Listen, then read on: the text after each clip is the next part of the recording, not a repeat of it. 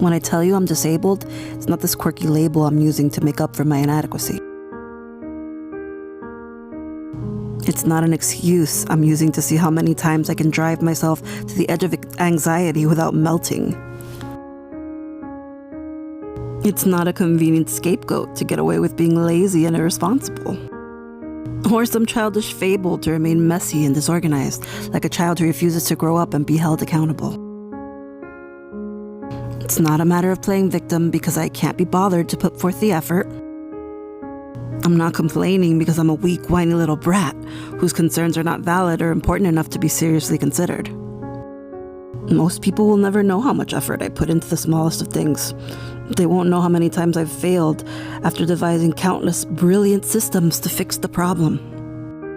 They won't know that I didn't sleep last night because I was worrying about and trying to plan solutions for 75 different problems at once, regardless of what I did to relax beforehand. They don't realize that the suggestion to get rid of all distractions is laughable. And it's a hilariously inadequate solution when your interest-based nervous system will literally make you dissociate or physically put you to sleep.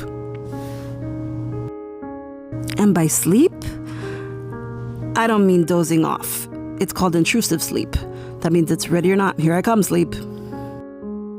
It's fell asleep in my junior year history class every single day, despite having a rotating schedule, not because of the time of day or how much I slept. Sleep. It's, oh hey, you have a long drive? Boring! Time to sleep or dissociate. While driving? Yep, let's go! It's ending up at some destination and wondering, how the hell did I get here? And why don't I remember the drive? Did I do anything illegal? Did I hurt someone? It's trying to decide how long something is going to take and not functionally being able to quantify if it will be 15 seconds or 15 days. But having to guess because I don't know isn't acceptable.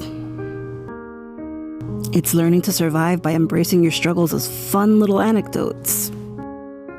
Or gauging and then adjusting every social interaction to please the audience you're facing at the time and thereby avoid rejection. It's having to explain to others again and again why you do that out of the ordinary thing only to be met with a critical look or a judgmental laugh. It's seeking out help from a therapist and finding more often than not the therapies available are based on training you in how to seem less disabled. It's accumulating varying levels of trauma and not seeing them as that big of a deal because you've survived this far by making yourself small so others don't feel uncomfortable. It's getting in trouble at work or at school because you're so smart, but you're just not living up to your potential. It's the hardest thing you'll never know about unless we start having these uncomfortable conversations. It's a burden we'll feel in our souls until we're telling our kids, generation after generation, that we don't want them to worry. And we don't want to be a burden, no matter how much it saddened us to hear the same thing from our parents. It's the tax we'll have to pay forever just because the wires in our brains were welded differently and compassion is too much for some abled people to understand. It's the reason why I'm writing down these words and sharing them with you out loud. Because it's time the world understood that disabled people are in fact people who need your support.